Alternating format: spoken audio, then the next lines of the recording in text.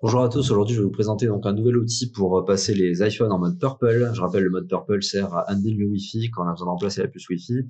Il y a plein de fonctionnalités qui sont présentées dans d'autres vidéos sur cette chaîne. Avant on utilisait donc soit un Mac avec un utilisateur qui s'appelle Purple, soit le câble iMagico, soit le iRepair P10. Je crois qu'il y a d'autres outils qui sont sortis depuis, mais bon, en tout cas celui-là qui est très peu connu, qui est le iLavender OS Key. Là il est disponible sur Utopia, donc c'est là où je l'ai pris parce que j'en ai besoin d'un appareil. Je vais vous montrer donc ce qu'il y a dans la boîte, tout simplement. Hop, un dongle, donc assez joli, qui ressemble à celui du Magico, hein, il est tout en métal, et un câble. Donc ça c'est le engineering cable, c'est lui qui va faire croire au téléphone que on a un câble, un port série branché dessus. Hop, je vais pouvoir me brancher en USB-C sur mon ordinateur, et je vais brancher ce côté-là pour relier un iPhone, tout simplement. Donc on va passer sur le logiciel en même temps. Et je prends donc là un iPhone 7. Alors pour rappel, normalement ça doit être compatible donc de l'iPhone 6 jusqu'à l'iPhone X compris. Hop, je vais brancher un iPhone. Hop, et après je vais le passer en DFU. Donc là ce qu'on me dit c'est presse les deux boutons.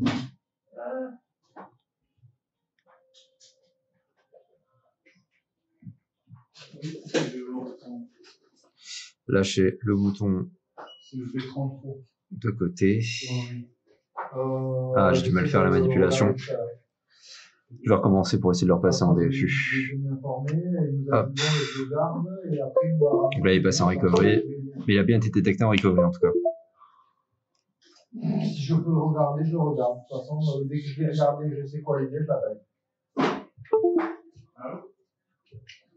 Oui, là, je travaille dessus.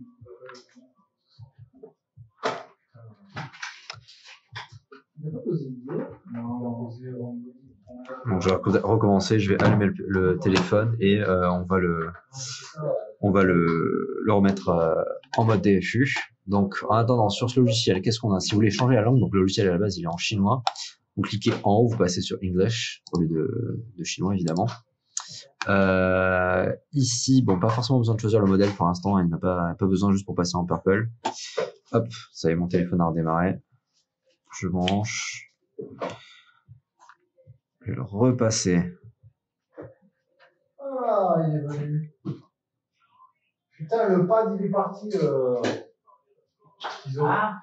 Je lâche le bouton power après 8 secondes. Normalement, il passe en DFU. Donc maintenant, j'ai une option si je veux, je peux cocher ça pour passer automatiquement en DFU. Mais là, je vais faire Enter Purple Screen. Donc là, on voit que voilà, il faut à peu près 25 secondes pour passer en Purple. Ici, on a eu des LED qui sont allumés. Voilà, LED verte. Donc là, il est en train de commencer à initialiser l'appareil. Et quand c'est bon, il passe en bleu. Et là, il est en train de passer en mode Purple. Ça y est, là il est terminé en Purple. Donc là, je peux faire comme d'habitude, je vais pas cliquer pour pas afficher les identifiants, mais oups. Bon, bah, du coup ils sont affichés. Apparemment c'est automatique du coup. Donc là, je peux récupérer les informations. Je peux les modifier ici si besoin. Et je peux aussi donc les rewrite ici, donc soit individuellement, soit ici. Donc ça c'est comme dans iRepair P10, Purple, des choses comme ça. Ici on peut changer, ça j'ai pas encore exploré à quoi ça servait. Ici on les a aussi dans d'autres outils, hein, Magic CFG ou des choses comme ça. Donc c'est pour changer le type d'écran tactile qui va être compatible et enlever pour les japonais et les versions coréennes la version de la caméra. Et enfin là je peux faire Quit Purple Screen et là mon téléphone va redémarrer immédiatement.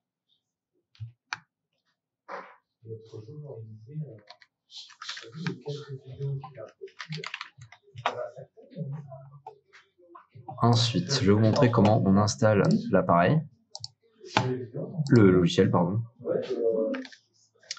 Alors, je vais changer la source. Hop. On va passer sur Chrome. Voilà. Donc, il suffit de vous connecter sur ilavenderoski.com. Vous descendez en bas. Alors, j'avais déjà cliqué ici sur Download, mais là, c'était super lent. Du coup, j'ai juste fait sur Google Drive directement. je télécharge le logiciel et ensuite j'ai un zip que j'ai juste à dézipper et ensuite j'ai mon logiciel. J'ai un utilitaire d'installation. Cet utilitaire d'installation là, en fait, j'ai pas mal utilisé donc le traducteur de mon téléphone pour juste je me mets en Google Lens et je mets la traduction pour voir en fait là où je dois cliquer. Et vous avez juste à faire suivant et à dire où vous voulez installer en fait votre logiciel. Et ça s'installe très facilement, les drivers c'est automatique. Et après vous avez plus qu'à utiliser le logiciel comme je vous l'ai présenté juste avant. Donc jusque là c'est un outil qui a l'air de fonctionner. Donc vu le prix que je recommande, je crois que c'est en dessous de 50 €. Donc si ça remplace le Magico qui vaut plus de 80 €, bah écoutez c'est une bonne affaire. Donc voilà, je recommande ce High Lavender OS Key pour le moment. Il y a bien écrit partout qu'il y aura des mises à jour tout le temps. J'espère que ce sera le cas. On voit ici qu'il y a une petite icône de Calmi. Donc est-ce que c'est Calmi qui le commercialise, enfin qui le produit, ça je sais pas, mais qui le commercialise apparemment. On dirait que ça va être le vrai revendeur. Donc voilà, si on a des nouveautés sur ce type de câble, on tiendra au courant. Mais pour l'instant, ça a l'air d'être fonctionnel pour passer en DFU. Merci d'avoir regardé et à la prochaine.